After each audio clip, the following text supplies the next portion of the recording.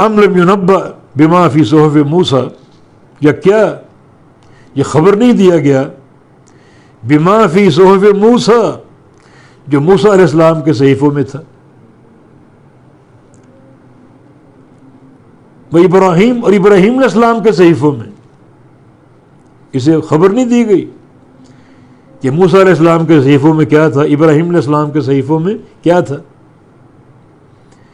یہ دو انبیاء اس لیے خاص طور پہ ذکر کیے گئے کہ اپنے آپ کو وہ دین ابراہیم پر کہتے تھے مشرکین مکہ، ہم ابراہیم علیہ السلام کی ملت پر ہیں، ابراہیم علیہ السلام کی دین پر ہیں، تو ان کے دین پر ہونے کے دعوے کرتے ہو، ان کے صحیفوں میں کیا تھا، ان کی تعلیمات میں کیا تھا، یہ تمہیں پتہ نہیں؟ کیا ان کے دین میں یہ نہیں تھا کہ اخروی کامیابی کی اساس کیا ہے؟ توحید، اللہ تعالیٰ کی اطاعت، نبی کی غلامی۔ یہ چیزیں تم اختیار نہیں کر رہے ہو، توحید سے دور بھاگتے ہو، اطاعت سے دور بھاگتے ہو، اور دعوے کیا کرتے ہو؟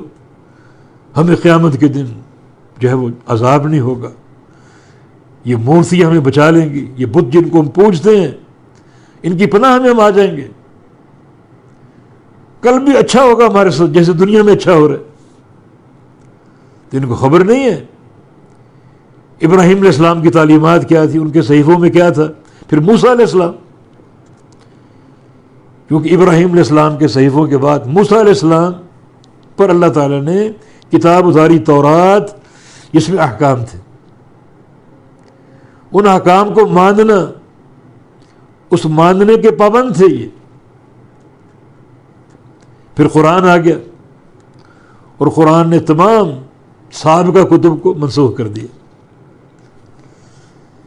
تو پھر یہ جانتے نہیں ہیں ابراہیم علیہ السلام کے صحیفوں میں کیا تھا، موسیٰ علیہ السلام کی تورات میں کیا تھا، اخروی کامیابی کی بنیادیں کیا ہیں۔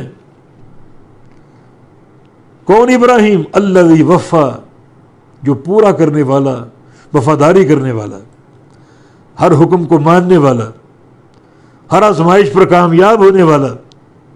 ابراہیم علیہ السلام کی زندگی امتحانات سے عبارت ہے، آگ میں ڈالے گئے، گھر چھوڑنے کا حکم آ گیا، وطن چھوڑنے کا حکم آ گیا، بیت اللہ بنانے کا حکم آ گیا، بیوی بچوں کو تنہا چھوڑنے کا حکم آ گیا، اسماعیل بیٹے کو ذبح کرنے کا حکم آ گیا، مگر ہر امتحان میں وہ سرخرو، پورا کرنے والے، کامیاب ہونے والے۔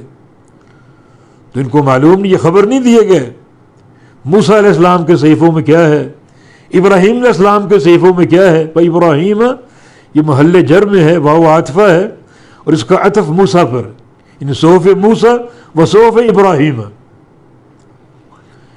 موسیٰ علیہ السلام کے صحیفوں میں کیا ہے، ان کو خبر نہیں دی گئی، اور ابراہیم علیہ السلام کے صحیفوں میں کیا، ان کو خبر نہیں دی گئی۔